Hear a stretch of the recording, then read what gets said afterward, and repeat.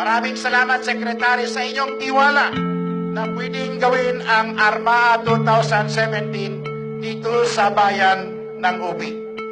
This annual convergence that seeks to select the fastest, the highest, and the strongest are the very ideals of the excellence we seek in the total formation of men and women.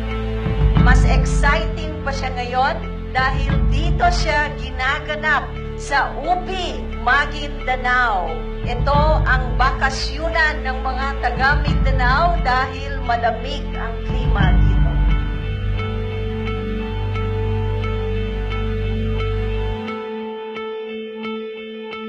ARC's context is genuine learning is to become champions who appreciate the magnanimity of victory and the value of defeat.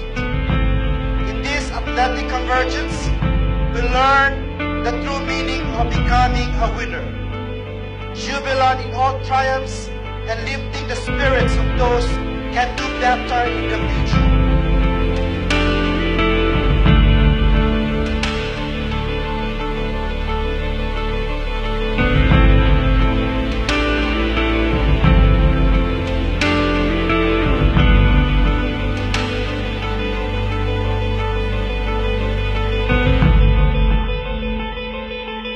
Sana ito ay isang pagkakataon na kung saan ang lahat ng ating mga atleta, kasama na po yung ating mga officials and coaches, sana ito ay isang pagkakataon na kung saan tayong lahat ay magkaroon at matuto ng iba't ibang mapahalagang values sa ating buhay.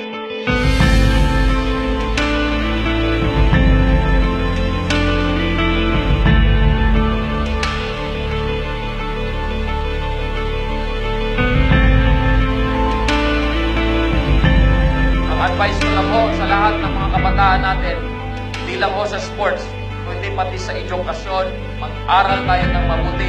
Ipakita ho natin sa lahat ng mga magulang natin na tayo ay karapat-dapat na mga bata para sa ating mga magulang.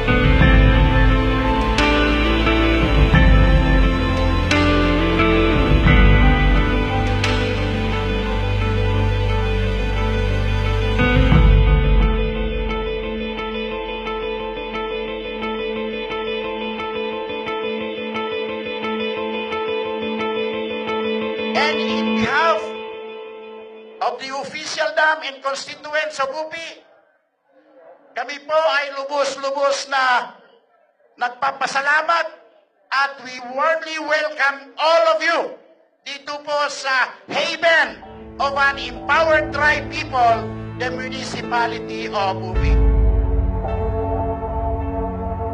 Kami mga malalarong kumakatawan sa iba't ibang samahang pampalakasan na kalahok sa Palarong Armaa 2017